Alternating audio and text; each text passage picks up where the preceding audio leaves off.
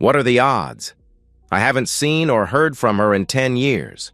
Of course, that's because I disappeared and did everything I could to not be found by her, her new husband, and his family. I was pretty successful at it, too. Yet, there she was, standing in a booth at the expo for the same convention I was attending. She even walked right past me without even recognizing me. When that thought struck me, I began to form a plan. Oh yes, I can be a real bastard at times. I should give you a bit of background here. You may also be wondering why my ex-wife's husband's family would be looking for me.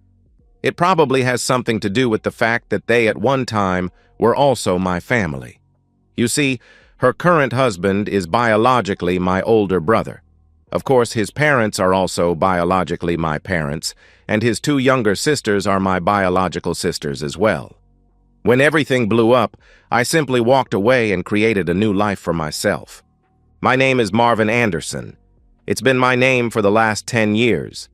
Marvin, because that was my given middle name, and Anderson because I looked up and saw the sticker for an Anderson window when I was trying to think of a good last name to use. The cheating woman I've been talking about is Beverly Curtis. She was Beverly Stinson in high school. Long, drawn-out high school romance here. Use your imagination. Yes, we were high school sweethearts. Yes, we gave each other our virginities after our senior prom. Yes, I was in love with her. Yes, she was in love with me. Well, okay, with my family's money.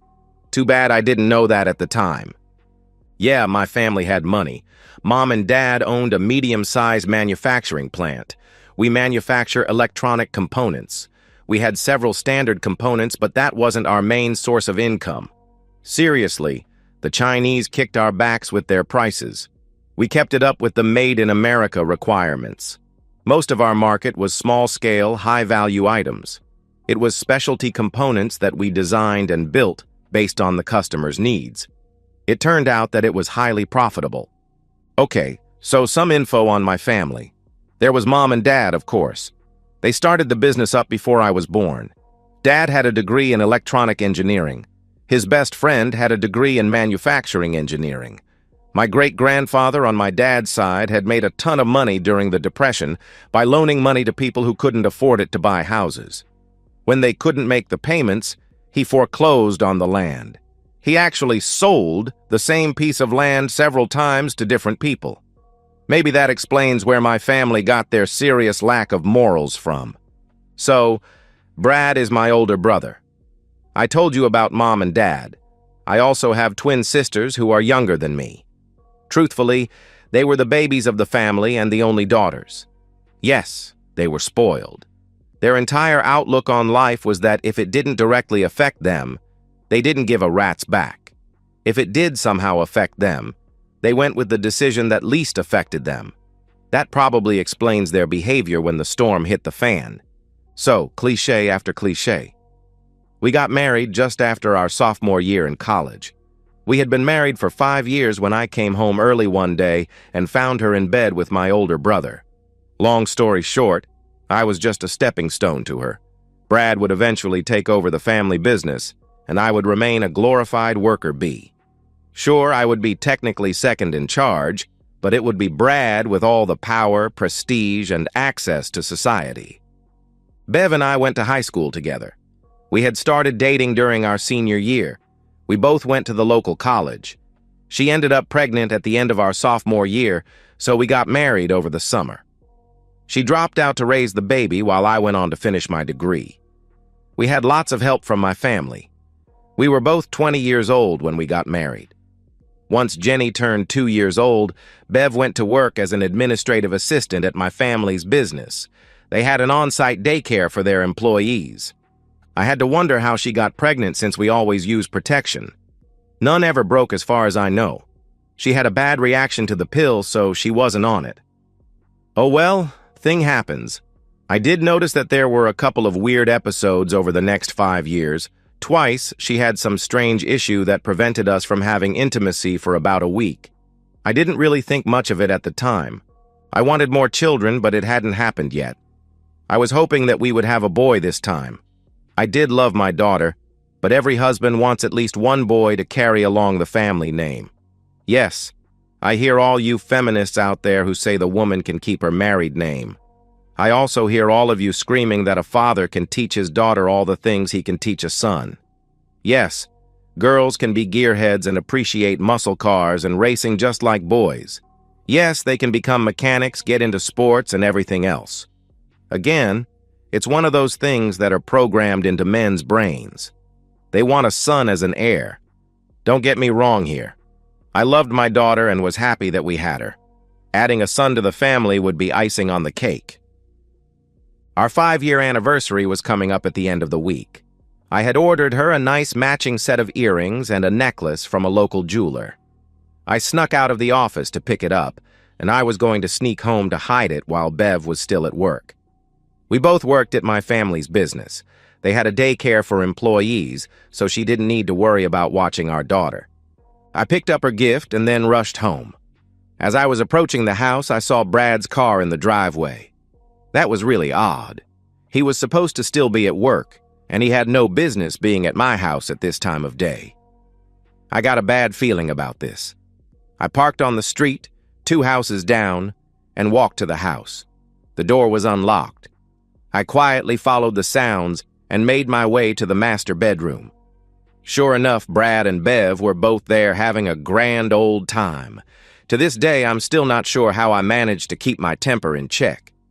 Regardless, I managed to get a good 5 minutes of video before sneaking back out of the house. I had heard some of their talking. It sounded like this had been going on for a few years at least. Despite the rage that I was feeling, I knew that I had to take the time to get all the information and put a plan together. Flying off the handle would only cost me more money and humiliation. The divorce laws in this country messed over the innocent husbands while rewarding the cheating wives. That was especially true if there was a child involved. She would get the house, and I would get the mortgage. She would get custody and child support, and I would get missed visitations. She would get alimony, and I would get the honor of paying her to be with other men. In order to minimize the damage, I had to keep this a secret until I was ready to strike. Oh, and she would not be getting the jewelry I just bought for her. It took 3 months before I was ready. Now, you may be expecting me to tell you all the clever ways I went about avoiding having love with the cheating woman, and you would be wrong. She is a beautiful woman with a fantastic body. I continued my bedtime with her as much as I could. Besides, it wasn't like I was really risking getting a disease. She was only with my brother, not the whole town. The other thing was that if I tried to suddenly begin avoiding intimacy, she would get suspicious. No, I did an Emmy Award-winning performance of being a loving husband and father. I didn't mention it before, but I was the IT manager for the company. It became apparent that the rest of the family thought so little of me that they must have never even thought about that little fact. My team was responsible for all the software, hardware, and programming on every computer and machine in the company. I had unlimited access to everything that required any sort of computer code. I am the only one in the company with what I call the God codes. Those codes give me unlimited access to every machine the company owns. Laptops, desktops, smartphones, CNC machines, 3D printers, hell, I even reprogrammed the coffee makers in the break room. A little piece of advice: if you are going to mess over the IT guy, don't use company assets to discuss it. 5 minutes after getting to my office, I was reading all their text messages and emails. Yes, I said all there. I started with just Bev's and Brad's. From there, I found out that my parents had known about it as well. One text from Mom was even discussing it with the twins and cautioned them to make sure that they didn't somehow let me know. Yes, my entire family not only knew that my brother was seeing my wife, but they also seemed to approve of it.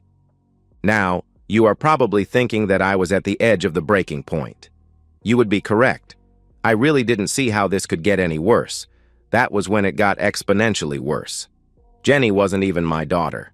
She was Brad's daughter. Remember those 2 episodes that I mentioned earlier that prevented us from having intimacy for a while? Abortions. She had 2 abortions because I was the biological father. She had Brad's baby, but she aborted my 2 children. They needed to pay. They needed to pay a lot. The more I discovered, the more I planned. Don't ever mess with the IT guy. You may be wondering why. I know I was. It turned out it was just plain old greed. Brad was being groomed to take over the company. I was never going to be more than a shareholder and kept on as the head of IT. They were going to string me along as they could before Bev asked for a divorce so she could marry Brad. His income was going to be much higher than mine ever would. Why the wait? It's simple. They needed me to keep the machines going until they could find someone to replace me if needed. Sure, they hoped I would just accept the situation and stay, but they also wanted a backup plan in case I left. Besides, I was raising their child and supporting Bev, so Brad had less to pay out. He could build up his finances to better take care of his wife and child later. They were also planning on never telling me about the true parentage of Jenny, thus leaving me on the hook for boatloads of child support payments. For the next 3 months, I began to slowly siphon money from our investment accounts to a new account in the Cayman Islands. I sold Bev on the idea of taking out a second mortgage on the house to install a huge swimming pool and entertainment area in the backyard. Of course, she agreed to that. It would make it so she and Brad could do more entertaining, and I would be on the hook to pay for it. It took a full month for the loan to go through. I stashed that money in the offshore account as well. I would bring home some designs about once every 2 weeks to show her that I was working on it. I did the designs myself while I was supposed to be working. I even put a notice on an online website that we would be taking bids on the work. We ended up interviewing 5 different contractors. I hired a private investigator to place hidden cameras in the house while Bev was at work. They were high definition and also recorded audio. Everything was recorded to a cloud server that could only be accessed by me, the private investigator, and my divorce lawyer. I continued to copy all their emails and text messages. I also printed out hard copies and kept them in a new safety deposit box I had opened in a different bank. That was under a new name, Marvin Anderson. I'm not a stupid person. I knew that when the storm hit the fan, every one of them would be angered beyond belief. They would begin a campaign of harassment and try to recoup the cost for the damage I was about to unleash. I created a couple of online social media profiles. I also created a fake website showing that Marvin Anderson was a very wealthy entrepreneur. He had an MBA as well as 2 bachelor's degrees, one in business administration and the other in international finances. Neither would hold up to any real scrutiny, but that wasn't really necessary at this point. Forged documents are also fairly easy to obtain if you know where to look. It only requires an official-looking photo or 2, some false information, and a transfer of a small amount of cash. About 2 weeks later, you get an anonymous package delivered to your office. You can't simply rely on the words of liars and cheats. I had a DNA test done as well.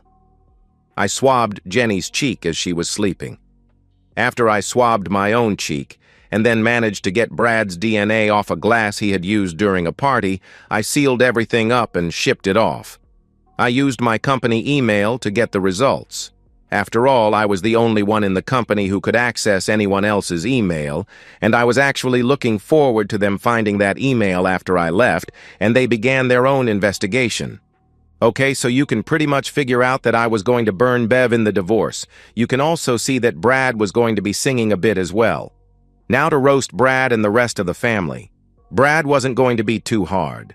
Brad was a bully as well as being an arrogant fool. All I really needed to do was let him be himself. When he took over the company, he would drive it into the ground. His ineptitude would ensure the company's demise within a couple of years.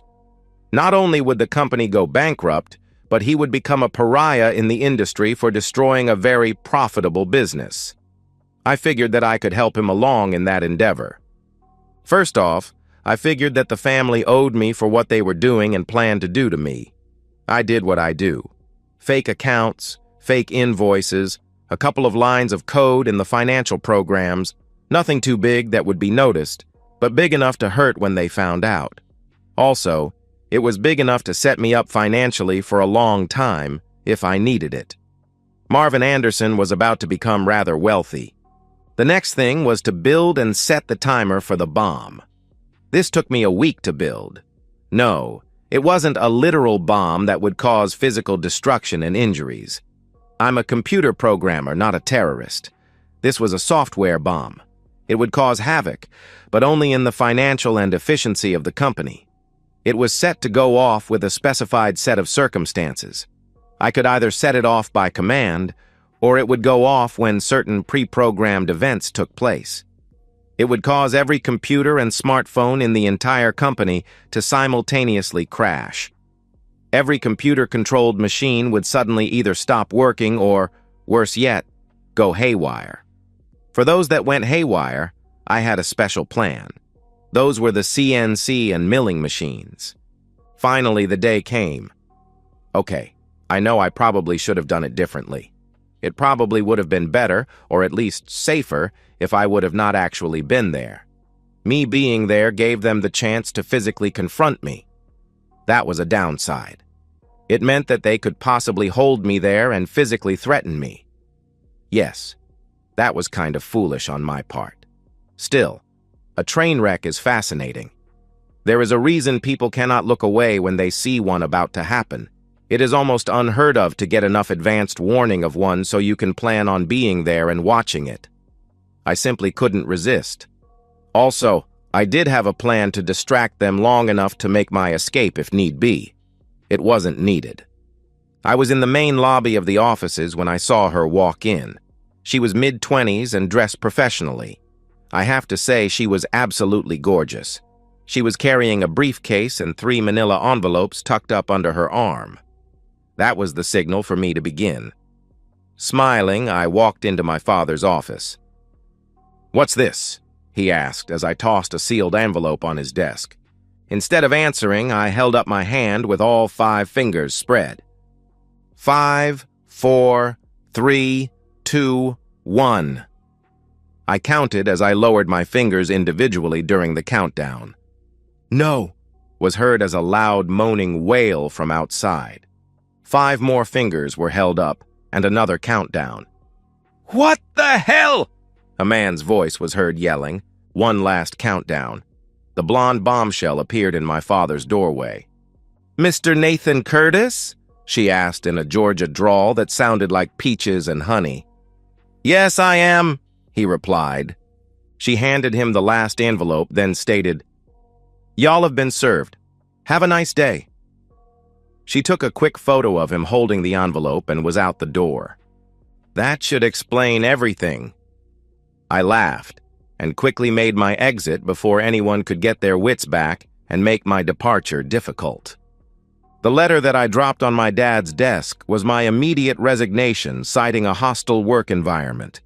This was based upon the company's management and owners accepting as well as encouraging the relationship between the president of the company and the wife of one of their managers. Of course, Bev was served with divorce papers, and Brad was served with a lawsuit for creating a hostile workplace and alienation of affection. I was also suing him for back child support, as well as future child support. I had removed all of my personal effects from my office a couple of days ago. I also had quietly removed everything that I wanted from our house. All the financial stuff had been taken care of as well. The divorce gave Bev the house, and I had cleaned out most of the savings account. My lawyer had a power of attorney, so she could act on my behalf without me actually being present. When the door closed behind me, Michael Curtis died, and Marvin Anderson came to life. That was the last time I saw any of them for the next 10 years. Counseling was ordered. My lawyer had no idea where I was, and I wasn't telling her. It was dropped. I was ordered to pay child support. My lawyer had all the evidence that she wasn't my child, and that they had deliberately deceived me on that fact. My countersuit against Brad for child support was successful. She tried for alimony. I was no longer employed, and she was now making more money than I was. My lawyer graciously refused any alimony payments from her. As for the house, my lawyer produced a quit claim and told her she could have it. The rest of the assets that were still there were given to her. Brad was moved in before the week was out. I had relocated to the West Coast. So the alienation of affections lawsuit went nowhere, as they usually do. Brad did need to pay me a couple $100,000 for creating a hostile work environment. He was the boss, and a relationship with an employee's wife did not go over very well with the judge. The company settled for about $2 million when the evidence showed that they knew and were actually encouraging the affair. I ended up with just over $4 million between the lawsuits and all the money I skimmed, as well as the investments and savings I took. Yes, she should have gotten half the savings and investments, but good luck finding me or the money. I waited for about 6 months after all the suits were settled before I triggered the bomb. It fried the servers and rewrote all the coding for the CNC machines. Financial data was lost, and the machines began spitting out products that were out of spec. It took 2 weeks before everything was fixed. That was 2 weeks with no production. That threw off a lot of the scheduling and caused several missed deadlines. I ended up starting my own IT consulting company. I used an offshore LLC to keep my name off of it. I became fairly successful. 2 years after I left, I was involved in a traffic accident. It required some rather significant facial reconstructive surgery. I decided to use that to my advantage and modified a few features that I really didn't like. I always thought my nose was too big, so I had them make it smaller. My chin was a little weak, so I had that fixed. Just a couple of small modifications. Since I always hated my chin, I had maintained a goatee since I was 18 years old. Now, with my chin reshaped, I began going smooth-shaven. With just a couple of minor changes, I looked completely different than I did before. The trucking company that owned the rig that plowed into me was paying for it anyway. One other change was that I was also in much better shape. I was always fit, but not overly so. Sure, I spent a couple of hours a week in the gym, but it wasn't exactly hardcore workouts. It was mainly just to keep me from getting soft. After the accident, I had to go through some rather rigorous physical therapy. That got me into the habit of working out harder. Yeah, it sucked at first, but I soon discovered that it made me feel a lot better. I began to also notice that I was looking better as well. Before my stomach was flat, now it had a defined hard six-pack. My chest, legs, and arms bulked up as I added muscle. I went from an average sort of thin office worker to a muscular, confident man. Yes, it was totally their fault. The driver was on speed, had been driving for too long that day, had forged his logbook, and the truck was lacking in proper maintenance. I ended up owning the company after that. I immediately instituted new safety rules and ended up firing 5 drivers. The reputation of the company improved, and we were getting more business. I had to sit with the NTSB regulators and outline my plan for improvements first. I keep them updated. Once the insurance company saw what I was doing, the insurance rates dropped as well. It didn't take long for my new policies to get around, and the reputation of the business increased dramatically. We delivered on time and safely. I hired a couple of new mechanics and made sure that all the trucks and trailers were properly maintained. So, between my consulting business, the trucking company, and a plethora of good investments, I was very well off. And now, I was looking across the room at my ex-wife for the first time in 10 years. Those old feelings of betrayal and anger began to surface again. Sure, I got all of them out of my life, but they never got punished for what they did to me. I never got any real revenge on any of them. That's when an evil plan began forming in my head. I would pay them back just the same way as they betrayed me. It was obvious that Bev hadn't recognized me. She had walked right past me, looked directly at me, and smiled. It was one of those smiles that women give to a man that they are attracted to. It wasn't really flirty, just probably unconsciously, telling him that she finds him attractive. This was going to be fun. I knew her weaknesses and motivations. It was just a matter of using the proper bait on the hook. I had exactly the proper bait I needed for this. Suddenly, I had a thought. I pulled out my phone and checked the date. Yep. Perfect. My plans expanded to include even more destruction. I just needed to convince her that it was safe. I sauntered over to the booth she was at. I really had no use for anything that her company provided, but she didn't need to know that. I began looking at the brochures on the table, pretending to be interested. "Do you have any questions about any of our products or services?" a feminine voice asked. Pretending to see her for the first time, I answered. "Actually, I do have a few questions, but I am afraid that I don't really have the time right now to properly get all the information I would like. I am interested in a couple of products, and I am looking at needing a large supply of each. Unfortunately, I am on my way to a meeting right now." "Oh, okay. Can you stop back by later?" she asked. "Unfortunately, I won't be available until about 7 this evening. I believe that's when the expo closes tonight. Tell you what, here's my card. I'm basically just going to be hanging out in my hotel this evening, so give me a call and I can meet you somewhere and answer all of your questions," she answered. Yep. The prospect of placing a big order had her interested. Now to get her to bite. "How about this? I'll make dinner reservations at Mario's for 7. It's right here in the hotel, and I have heard it's one of the best Italian restaurants in the city. You can meet me there for dinner, and we can discuss what your company has to offer." Deliberately looking down at her left hand, I added, "And you can bring your husband along as well. After all, it's a business dinner. Oh, and here's my card. I'm Marv Anderson. I own Mac Industries, LLC. I have a few different businesses that could use some of your products." Her smile got bigger. She probably didn't know anything about me personally, but she was very well aware of Mac Industries, LLC. I could practically see her eyes springing out of her head in the shape of dollar signs. She then took more than a quick look at the tailored Armani suit I was wearing. "That would be great. It will just be me, though. My husband couldn't make it this time," she replied. "That's okay. Do you want to ask any of your colleagues to join us as well?" As if she wasn't about to share any commission with anyone else.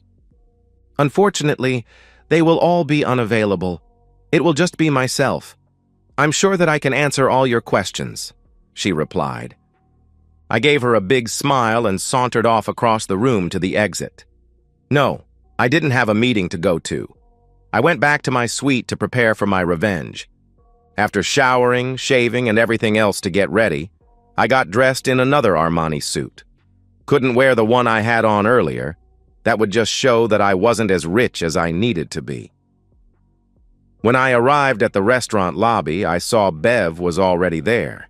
She had apparently gone all out to impress.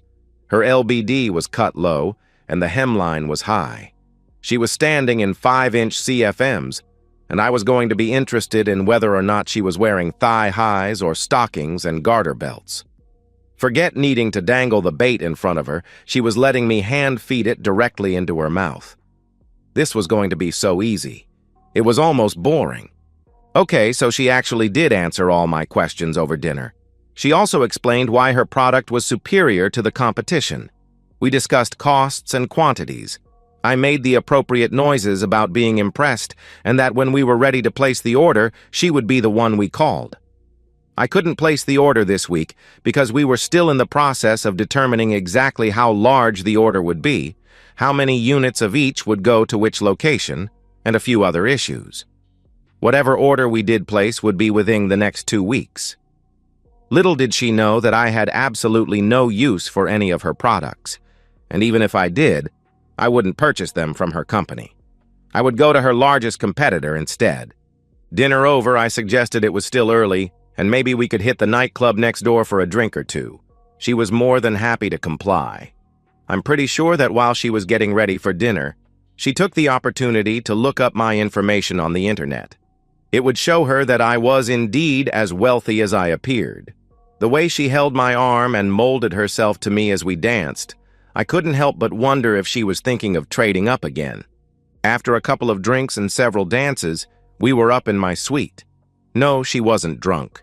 She knew exactly what she was doing. She was the one who suggested it. Yeah, I could see the dollar signs shining in her eyes. Oh, and I had discovered as we were sitting in the club that she was indeed not wearing any undergarments. Instead of even the slightest protest as I proceeded for the deed, she just smiled in invitation. She probably should have thought a bit more about it, but I was doing everything I could to distract her. We went 3 rounds that night. The next day, she moved all her things into my suite. "So, is there a Mrs. Anderson? Fiancé or girlfriend?" she asked on the last morning of the conference. I was wondering if she would eventually ask about that. It was blatantly obvious that my left hand was unadorned. Now maybe I could have a bit more fun with this. Nope. I was married for a couple of years, but we split up. We just drifted apart. We were too young when we got married, and we ended up divorced. I haven't found anyone else yet, but I keep looking. I'm thinking that it's time I settled down now. Well, I would definitely like to see you again. I find myself becoming quite attracted to you. It's not just that you are a fantastic lover, but I also enjoy our conversations and just being with you, she answered. What about your husband? You being married might cause some issues if we were to begin dating full-time, I asked. We're really no more than roommates right now. We don't even sleep in the same room. I can't even tell you the last time we had love, she answered. Before I can start putting any real effort into a relationship, I need to deal with several business issues. I'm going to be doing a lot of traveling for the next few months. I'll get a hold of you when I'm through if you are still available, I answered. After 2 more rounds, we cleaned up, packed up, and checked out of the hotel. She went her way, and I went mine with the promise of keeping in touch. I ripped up her business card and tossed it in the trash as I was getting ready to board the airplane. The next Monday, I contacted a security firm that I kept on retainer. They were to keep a close eye on Bev and my former family for at least the next few months. Contrary to what she had told me, she and her husband were far from simply roommates. The security firm managed to place hidden cameras and microphones inside the house. They averaged lovemaking 3 to 4 times a week. Yeah, it was illegal as hell. But this security company was really good at getting information. I didn't care about most of the crap they did, but I was needing some specific information. One thing I found out was that, surprisingly, Brad was completely faithful to Bev. At least he was now. Can't say for sure about the previous 10 years. He was also wanting another kid, preferably a boy. I also found out that they had a ritual for the night before either one of them had to travel. They each tried to wear the other one out. That made me smile. It was 2 months later when I got the last piece of news that I was hoping for. I watched the camera feed as she was setting up the living room for when Brad got home from work. I watched the reveal when Brad stepped through the door. "Congratulations, Daddy!" He was stunned, then overjoyed. "How far along are you?" he asked. "About 2 months. You must have done it either the night before I had to leave for that week-long conference in Las Vegas, or it was the night I got back." Apparently, she still believed that I was shooting blanks. She did call and leave a message tearfully telling me that she and her husband had reconciled. She wouldn't be able to run off with me now. That gave me a good chuckle. After that, I had the security company remove all the cameras and stop watching them. I could get the rest of the information on my own. I set a reminder on my Outlook calendar for a couple of months down the line. It was just about dead on 9 months after the conference. I was checking the birth announcements in my hometown. There was a picture of Bev holding a newborn baby boy with a smiling Brad looking over her shoulder. I had completed the changeover in management of all my companies, and I was now looking at the picture over the internet from my hacienda in Costa Rica. No, I wasn't going to stay holed up here forever. It was just one of the places around the world that I owned. Besides, I was no longer Marvin Anderson. Good luck finding him. Besides, he wouldn't matter anymore. They would soon figure out that was just an alias anyway. Time to finish my revenge. I switched over to a new Gmail account I had set up just for this. From the perspective of Beverly Curtis. It was 2 weeks since little Marvin was born. I'm still not completely sure how I managed to convince Brad to name him that. No, I was under no illusions that Marv was actually the father. Marv had a vasectomy and was shooting blanks. He even showed me the medical report he had done. Brad had managed to knock me up the night before I flew to the conference or the night I got back home. I simply wanted to name him Marvin to secretly remind me of the fantastic week I had. My husband was ecstatic that we finally had a son. At first. He's been acting a bit weird since a couple of days after the birth. I'm not sure what's going on, but something just isn't right. I had just put the baby down for a nap. Jenny was in her room, probably texting with her friends. I was just about to start making dinner when the front door suddenly slammed open. "You cheating woman!" Brad yelled at me. "How many times have you cheated on me?" I was shocked. I mean, there was no way that he could have found out about Las Vegas. Okay, sure, I had started thinking about trying to snag Marv. Brad did have a lot of money, but Marv was a whole lot wealthier. Then, when I found out that Brad and I were going to have another baby, I just couldn't leave Brad. "What are you talking about, Brad? I've never cheated on you." Seriously, it's been over 9 months since that conference in Vegas. There's no possible way he could have found out. At least there could not possibly be any proof now. He threw an envelope at me. It was at that point that I noticed his parents and the twin sisters had followed him into the house. I managed to just barely catch the envelope before it fell to the floor. "Who the hell is he?" he demanded. "Brad, I don't have the slightest idea what you're talking about," I answered. "About 2 weeks ago, I got an email with a link to a website showing a ton of videos of you with some strange guy while you were at that conference in Las Vegas, 9 months ago. It also suggested that I get a DNA test done on the baby. It said that there would be a couple of surprises in there. One big surprise is that I'm not the biological father." He took several deep breaths, then continued. "I want to know who Marvin's real father is," he demanded. I was shocked. Brad is his real father. That's when I opened the envelope. It was the result of a DNA test. It said that Brad was not the father. Well, actually it said that there was only about a 40% chance that he was the father. Marvin carried some of the DNA Brad carried, but there was some other DNA that neither of us possessed. "No. Look, Brad, it shows that you and Marvin carry the same DNA," I pleaded. "No. It says that he carries only some of the same DNA. At best, it says that I would be an..." He stopped speaking and got a really strange look on his face. "Oh my God! Michael!" That scream came from my mother-in-law. No, it couldn't be. Sure, there might have been a very slight resemblance, but Marv couldn't be Michael. DNA doesn't lie.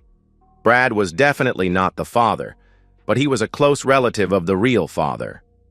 There were no other male relatives except Brad's father close enough to be a match, and I had definitely not had intimacy with my father-in-law. Marv was the only other man I'd slept with, and I realized that week was my fertile time. I was absolutely shocked. Suddenly I began thinking, Michael was a genius with computers. How hard would it have been for him to fake a medical document like that? Then I remembered those 2 abortions where I took care of the 2 times that I had accidentally gotten pregnant by Michael. I had purposely avoided having any children from him. Now, in the irony of all ironies, I just had his son. I had humiliated Michael with his brother. I had now accidentally humiliated Brad with Michael. "He knew, and he did it on purpose," I screamed out. "What are you talking about?" Brad asked. I didn't recognize him. He looked completely different than he did 10 years ago. I'm sure he recognized me, though. He knew all the right buttons to push. He knew exactly what he was doing. He persuaded me. He told me that he had a vasectomy. He even showed me a medical report. My cycle is as regular as clockwork. He must have remembered that I would be at my peak fertility that week. He must have remembered that I had those 2 abortions and purposely avoided having his children. Well, damn him. He sued me for Jenny's child support, so now I'm going to sue him for his bastard's child support. Much as Michael Curtis had disappeared before, Marvin Anderson no longer existed. Brad's attempted child support suit went exactly nowhere. You can't sue someone that doesn't exist. Brad and Bev ended up staying together. He would be on the hook for child support for both Jenny and Marvin until they graduated from college. He would also have to pay child support, spousal support, mortgage on the house, and at least half of all their assets. It was cheaper to keep her. They stayed together, but their relationship was permanently destroyed. Now they were living in a loveless marriage and simply became roommates with benefits. They still had intimacy occasionally, but it was just that. There was no more making love. Now it was simply two people relieving their urges. They sold the house and quietly split up as soon as Marvin left for college. Don't worry about little Marvin. Sure, he was not the offspring of the favored brother, but he was still a cute, happy baby. His grandparents still spoiled him, and his mother still had her maternal instincts. The decision was made to never let anyone know about his true parentage. Besides, Brad always did want a son. They never did have any more children. As for me, I did end up getting married again. We have 3 children, 1 boy and 2 girls. I dote on them constantly. Every once in a while, I do think about my other son out there. Yes, it would be nice to visit with him and have him in my life, but that is simply not a possibility. Perhaps after he turns 18, I might see about quietly reaching out to him. When I finally die, he will be in for a shock. He is included in my will. As for my parents, I sent them 4 anonymous emails. The first one told them that I got married. Obviously, they were not at the wedding, and they never got to meet their new daughter-in-law. The other 3 emails were to tell them about the births of their grandchildren that they would never see. That was my punishment for them. I hear that they have spent a fortune on private investigators looking for me and my children. Good luck with that. So, you probably think I am a real bastard for what I did. I won't really argue with you on that. Just keep in mind what they did to me. I think I deserved a little payback. My brother humiliated me, so I turned it around and did the same to him. She purposefully refused to have my children when we were married, preferring to have my brother father her daughter, so I tricked her into having my son while she was married to my brother. I think that's justice.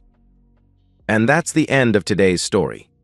If you enjoyed it, please give this video a thumbs up and drop a comment below. Your support helps the algorithm push my content further. If you're new to the channel, don't forget to hit that subscribe button. It really helps me keep creating more stories for you. Thanks for watching, and I'll see you in the next one.